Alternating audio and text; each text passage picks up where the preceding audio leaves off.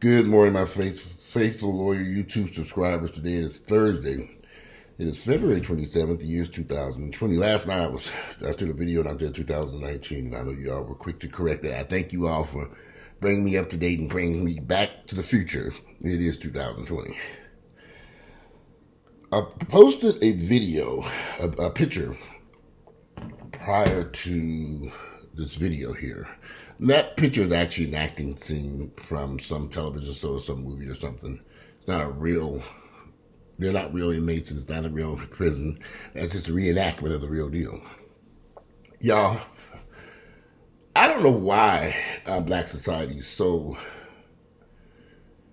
mesmerized by prison, black men in prison.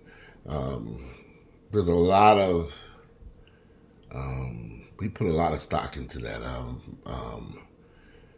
We place these inmates almost on a pedestal to a certain degree, which is kind of crazy. For lack of better words, we make it romantic, romanticizes the prison system and men coming in and out of prison. Because so many of our brothers and sisters have served time in prison. I'm one of them.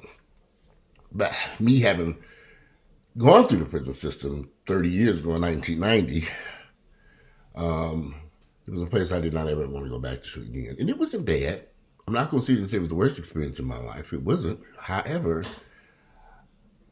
I don't want to be involved in a situation where you're housed with a bunch of crazy people and someone tells you what you can and cannot eat from sun up to sundown. So for me, that was just a situation that doesn't necessarily, it's not something that I want to do again in my entire life. So I make sure I stay away from any type of activity that might lead me going to those types of places, because those places are just horrible, horrible places. But you have a lot of friends that I personally don't. I'm going to pause for a second. This furnace keep going. I'm going to turn it off. I'll be right back. Sorry about that. That furnace came on really loud, and this thing it blows really loud in this apartment. Anyway, I've had a lot of friends who've been in and out of the prison system for years. Years. I'm talking about the course of the past 30 years. There's some guys that I personally know who are in and out, in and out, in and out. Well, recently, a friend of mine got out of prison after serving some time, and he had been calling. We've been talking on the phone and everything. And one day he said, "Walter, I really don't ask you for much, but there's a job interview that if you don't mind, can you meet and take me to?" Now, he wasn't staying too far from me, and I said, "Sure, I don't have a problem with that." He said it's a very important job interview. I said, "Okay," so I went over to pick him up from where he was staying, and he got in the car, and I looked at him. I said, "That's what you were into the job interview?" He was like, "Why? What's wrong?" I said, "You cannot wear that to the job interview." He had on a t-shirt, a pair of jeans that was way too big or small that were hanging off his ass. His underwear was showing. This is not how you go for a job interview. I said, "You cannot wear this as a job interview." He said, "Well, I don't have any other clothes." I said, "Well, come on, I live not too far, so let's go back to my house and see if I have anything that you can fit." So I get back to my house, and luckily I have clothes ranging from, I hold on to clothes. My waist size be changing rapidly. We tried on a couple pairs of slacks. We found a pair of slacks that fit, put them on a pair of dress slocks. I had some shoes he was able to fit, and had a nice shirt and a tie. I said, all this stuff was dry clean and sitting in my closet. I said, "Okay, now you ready for the job interview?" He looked at me and said, "Man, I've never even owned a tie before." I said, "You've never owned a tie before?" So I tied the tie for him, everything, put him on. And this man is close, a little bit younger than me. He's in his 40s, but he's been in and out of prison. So he's trying to do right. He is trying. But the whole time that we were prepared for him to do this, get for the job interview, his phone was ringing and ringing and ringing. He kept saying, "I'll call you back. Hey, I'm going to call you back. Yeah, I'm not there yet. I'm going to call you back." So I said, "Well, who was that calling?" He was like, "Oh, it's this my girlfriend." I said, "Is your girlfriend?" I said, "Okay." She kept calling. I said, "You have a girlfriend?" He said, "Yeah, this is chick we met when I was around serving time. We're going to be kicking it now." I said, "Oh, okay. And then you just got out of prison." I said, "You met her in prison. How did you meet her in prison?" "Oh, a friend of mine hooked us up. We used to talk on the phone all the time and stuff like that." I said, "Okay." So as we get in the car, We get dressed, comb his hair out and everything. I was trying to make him look presentable for this damn job and he was get a damn job. And I didn't have to do this, y'all. But this was somebody I knew. And I would hope that if I was ever in a situation like that and somebody could help me, and I told him he can keep the clothes. I said, in fact, I wear my clothes, damn couple pairs of packs. I can't fit that shit away anyway now. So I was going to take these things. And now most of the stuff was clean and new. Luckily, he was able to fit it. And so I said, take this to some shirts if you have other interviews and stuff. We get in the car, and we're driving, and he's talking, the woman is still calling. So I'm asking questions like, what does she do? She should be at work someplace. He said, I don't know why she's not doing what he said, she is a doctor. I said, a doctor? What type of doctor? He said, she's a medical doctor. She's at work now. I said, yeah. In fact, he said, when I get through the interview, I want you to drop me off at her office. Now I'm sitting there looking at this man that been in and out of prison, tattoos all over the place, looking a hot ass mess, just took my clothes. He looked around and couldn't wear my clothes. Wearing my clothes was jobbing. You got a doctor, a medical doctor. So I'm thinking, nah, she couldn't possibly be no medical doctor. It's got to be a damn lie. So anyway, I dropped him off the interview and hung around for a little while. I had to run some errands in the area anyway, so I took care of my little business over there. After his job and he was over, he called me back and said, I'm ready. He has his little cheap phone. So I called him back. I went and picked him up, and he said, oh, drop me off at this office. Way on those. I said, way over there. I said, okay, let's drive over there. Because she's going to take him home or whatever they plan on doing that day. So sure enough, we get to the office, and he gets out of the car, and I said, I have to use the bathroom. And I really wanted to see what was going on. So I went inside the place to use the bathroom, and sure enough, this woman that had been calling him was in his medical facility. She was a doctor. And I guess she was calling him to make sure he was making it to this job interview. I'm not too sure because that's what like, are you going? Did you whatever? So he walked in with this tie and shirt and stuff. She said, man, I heard her say, you look great. Wow. And then he introduced me to her, and I said, yeah, Mr. Friendly is. And I've known him for a very long time. He's a really good guy. He really is a good guy. He just stays in and out of prison. Very attractive guy, too. Very handsome, attractive guy. He is very street savvy, and he's very, he can be very manipulative to people, especially to women, because he's slick with his mouth. And so I'm sitting there watching their interactions. I could tell that she's falling for the okie dokie, because she just don't know. He's just a person who'll be in and out of jail. The man loves criminal activity. He love it. So that's just what he do, Anyway, sure enough, this one was. So I've always been intrigued as to why so many black women go after these men who have criminal records, even when they behind bars. Now, he's never been to jail for violent crime. He's always been for some type of paper crime of some sort, or white collar crime, I would call it, or forgery, or fake money or something. So he's never went to jail for nothing, aggravated assault or murder or any heavy drug deal. I don't think he has drug. I don't even think he has drugs on his rap sheet at all, period. Because I've known this man forever. Now, with that said, I've known this man since the early 90s. I know him very well. Very well, because we used to date. So, when I see him, this woman, so I've changed some details about the story to protect the not so innocent. But I look at this woman, I'm thinking, you don't know this man. This man been in and out of prison all his life, forever. She don't suspect that he's bisexual or gay. Well, I don't know what he is, truth be told. I couldn't tell you how he responds. I don't even know. She's just looking at the outside appearance. He's in the jail all day, so all he does is sit up in the jailhouse and work out all day.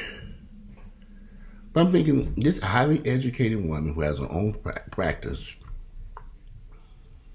she couldn't find a decent man who's not going to be back, who's not on parole or probation. And I'm not saying that people who are on probation are bad people.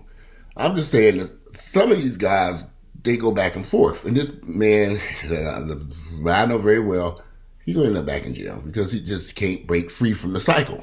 He doesn't know how to. He can't survive in the real world. He can't. You know, and a few days after, well, been about a month or two since that job returned, and I asked him, he didn't get the job. You know, he's still been out looking for the other various jobs and stuff. And he's a night owl. He's always in the street at nighttime, always at nighttime. Yo, man, what you doing? I'm in bed sleep. Where are you? I'm just outside. I'm at the club with some fellas and we doing this. And I'm like, well, where's this girl that you're talking to? Oh, she at home.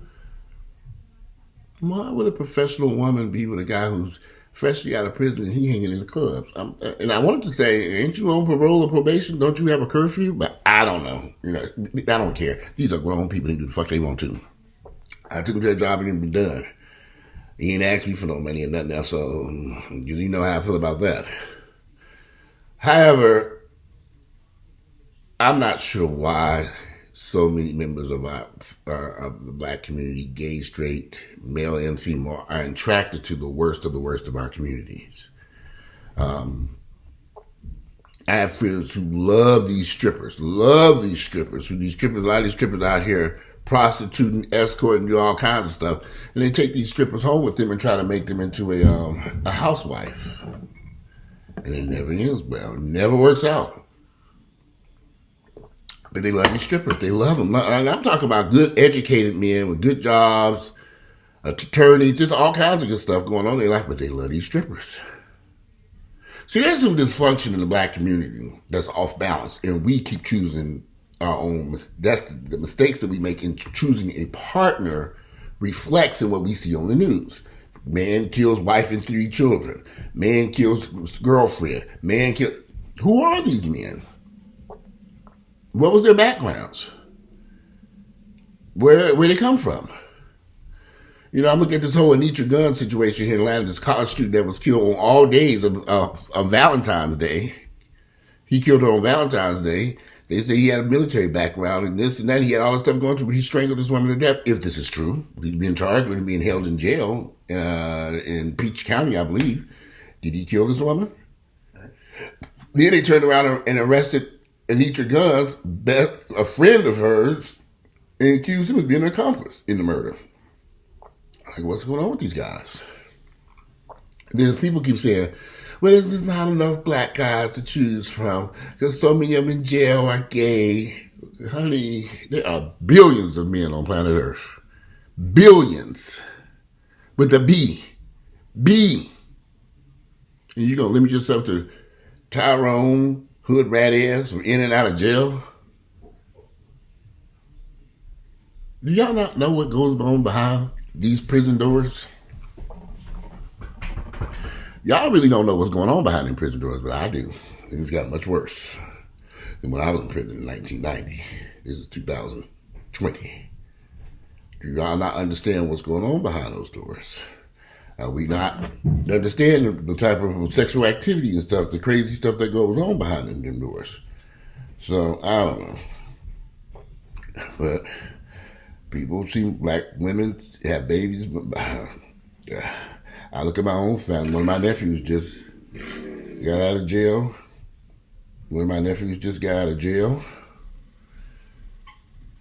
A few months ago, got out. He had met some girl also. Somehow another was in jail.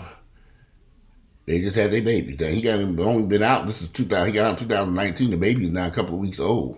He still ain't working. Ain't got a job. Ain't got shit. Came over and borrowed money from me. Said they need some money for the baby's diapers and all this stuff. I'm like, who goes out and have a baby fresh out of prison? You don't even have a job or income or no way to pay for this child. I mean, does any of this make sense? It does. I'm just trying to figure all this out. Why would you go do something like that? This girlfriend that he has a baby by, she's very nice. You know, I've hired her to clean the place up around here for us. You know, I can't take care of 2 grown adults and a baby. I don't know what he's doing. I don't care, y'all. I don't care because they're grown. They had a baby. She said she wanted to make some little experience. I said, come over and clean this up. When she got to clean, I said, see y'all later. Bye. Lock it up. What do you want me to do? Well, we're going to get a hotel room. I said, oh, good luck. I mean, I can't fathom having a child by a nigga fresh out of prison, no job, no income, we ain't even got a place to stay. Really? I always think back to that girl, that attorney Phaedra Parks, who married that man, Phaedra Parks. I could never forget that nigga's name, her husband. Phaedra Parks married that man when he got out of jail.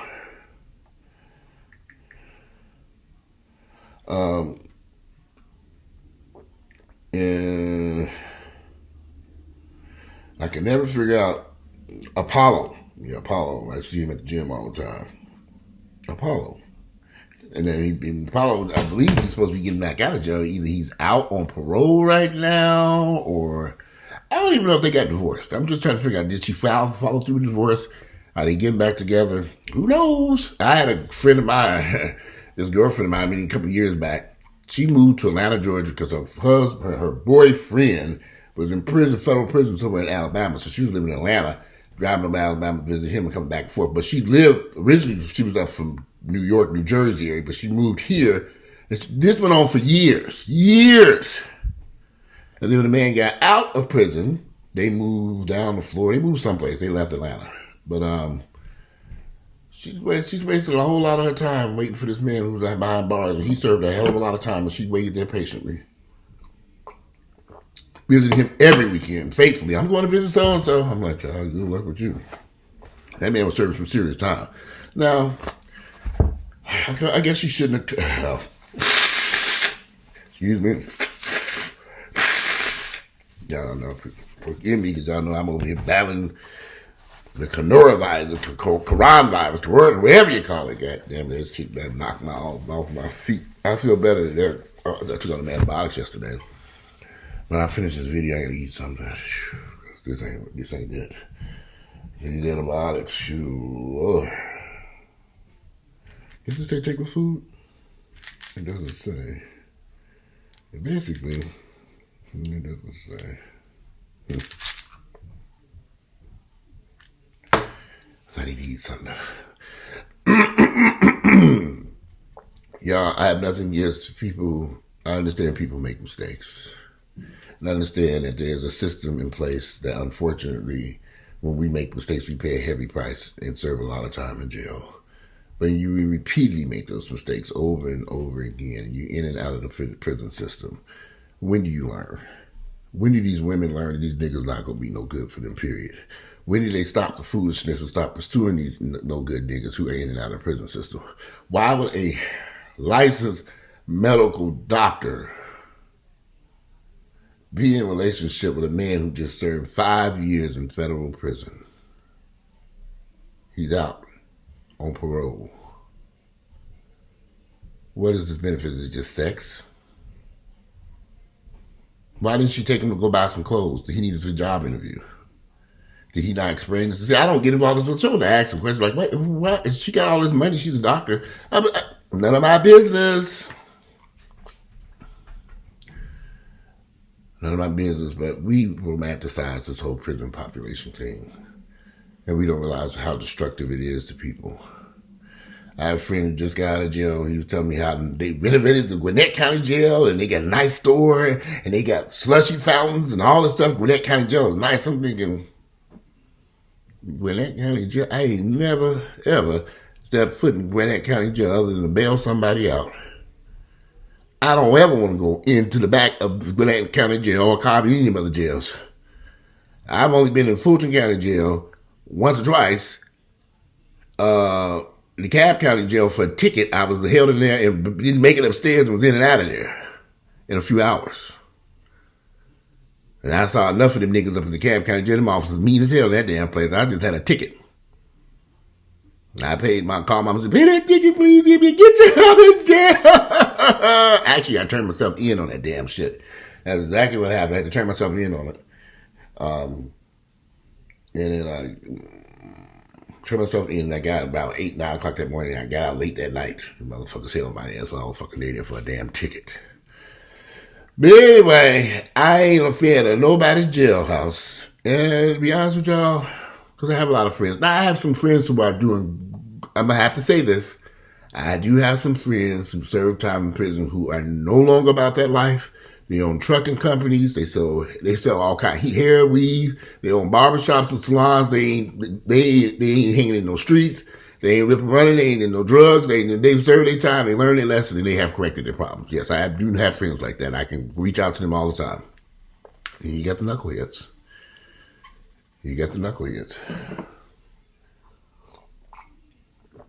But anyway, that's just my thoughts about it. I saw that picture, and I know the picture, like I said, the picture, post the picture at the beginning of the video, but the picture is, but I understand the picture is actually a photo from a photo shoot or film scene or something, a movie, something, whatever it is. But I do think black folks, we romanticize the prison life here in the United States. And there's nothing to be romantic about. All these men locked up in an enclosed environment it's just, and every time I watch the news and somebody shot and killed this person, they find these people and they go give them years and years and years in prison. I'm not about to shoot and kill nobody. It ain't worth it. I don't care what kind of beef we got going on. I ain't about to kill you to spend the rest of my life behind bars. I like being to sit up in my own home, sip on coffee, beautiful view, outside the window. I don't want to be behind bars with a bunch of crazy niggas. I don't know about y'all. Because it ain't never crossed my mind to pick up a gun, shoot nobody, stab nobody, run nobody over my damn car. No violence towards nobody, because they ain't gonna be locking me up for the rest of my damn life. The little 6 months I did in the system was enough for me. I don't want to see that shit no more. No. So I went to prison from November 19, right before Thanksgiving. I said I took November and I got out in August. And the only reason it's a long story, I did videos about that mess, y'all. I got out in August 91. So I don't know what to tell y'all. I just find it very interesting. I know a lot of y'all have a lot of opinions, but for some reason, a lot of black women go after these guys, and I don't understand it. I mean, I just don't get it. I mean, I don't get it, but hey, just my thoughts and opinion. But anyway, I'm out of here. We'll use the bathroom. I'll speak to y'all later. Today is Thursday, February 27th, the year is 2020. 2020. I'm out of here and enjoy the rest of your day.